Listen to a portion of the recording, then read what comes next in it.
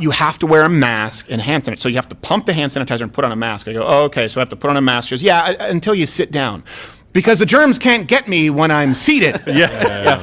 And I see everyone everyone going out there sitting down. They go and they put on their mask, and then they go and they sit down. They order their, because you have to drink. And then when they go up to the bar, they put on their mask. And I see people, most of them, wearing their mask below their nose. Yeah. I see them taking a dirty old mask from their backpack, going, oh, okay, putting it on. And I go, you know what? Hold on a second. Let's think of this for a moment. If this were like Ebola in Liberia, where Samaritan's Purse went in, despite you wanting to vilify them, and had a 50% death rate, these people would be acting very differently. They would all be holed up in their house. Yeah. Instead, I am looking at a population of people who are clearly not afraid of the virus. They're afraid of their government. When this person has this influence, and now they're afraid to open up because people now, the mob, are the ones who are pressuring you. And I sit there and I go, and I see that Long Island lady, you saw that video where she was chastised for not wearing a mask? Get the F out of here!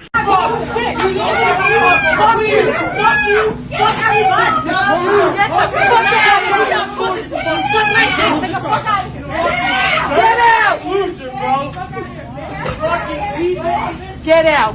Yeah. I watched that and I go, hold on a second. We don't know this. Maybe this mom had only one mask and gave it to her son. But at a certain point, how about you just don't go? Don't go to the small group. Yeah. Don't go to the grocery store if every single other person has to wear a mask. Yeah. Now, I under active case of COVID in the entire county.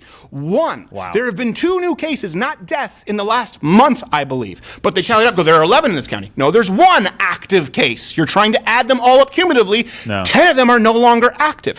When I am there and I read the local paper and it has a local crime report, and there's at least 10 individual little articles saying that people called the police to tell the police about a couple not socially distancing. Listen, guys, that is where you have to Gestapo, Juden, Gestapo, Juden. Because keep in mind, when you say get the F out, call the cops to that mom in the grocery store, I know you think it's so far removed, but ultimately, when you want to call the cops, you want to call a man with a gun because a mom is in a grocery store with her child who isn't even sick, most likely, and not wearing a mask, which the CDC told us wouldn't be effective anyway. Be very clear about what you're doing. You are reporting your fellow Americans and neighbors to men with guns, and you think that men with guns coming in and hauling them away is a justifiable response. That absolutely is comparable to the mentality that led to the Holocaust. I want to be clear about that.